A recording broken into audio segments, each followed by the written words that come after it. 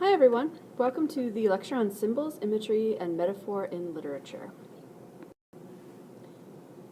You may or may not know that a symbol in literature is a physical object or picture that stands for a bigger idea or quality.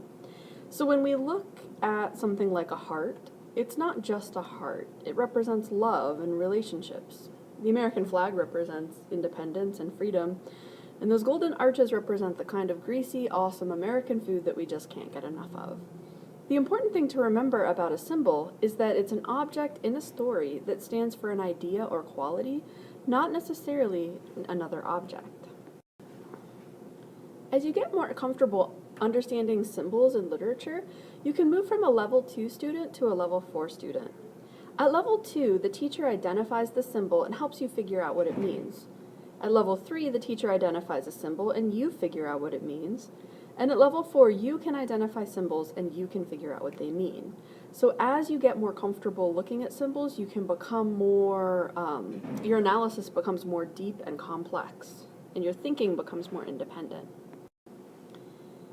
In literature, imagery is a vivid picture or feeling created with words that appeal to one or more of our 5 senses. In essence, imagery is a picture in words. So usually, imagery is going to rely on our 5 senses: sight, smell, taste, sound, and touch. The examples here let us see how a writer can evoke those different senses by using them in words. So we wouldn't actually smell the apple pie, but because the words are so descriptive, we would be able to in our minds.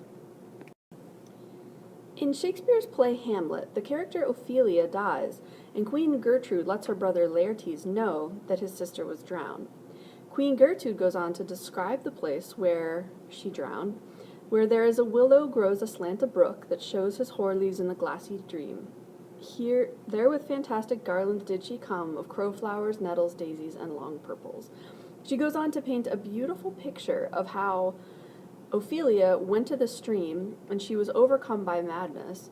She was covered in flowers, and eventually the bough of the tree that she was leaning on broke and she fell into the stream and she drowned.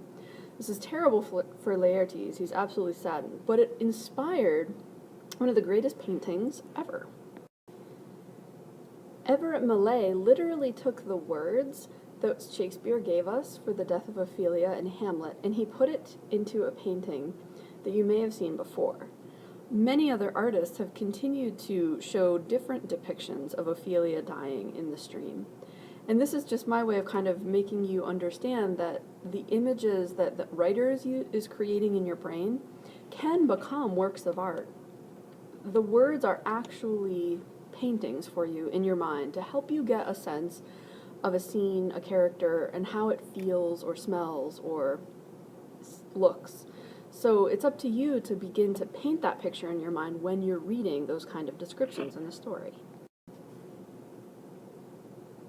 A metaphor is a direct comparison between two unlike things. More specifically, it's an abstract idea or action that compares itself to a bigger, more meaningful idea or action, transference of a word or passage to a new, unrelated subject. And a simple way to put it is a metaphor is going to absolutely compare two things that are not like each other so that we can understand the qualities of each a little better.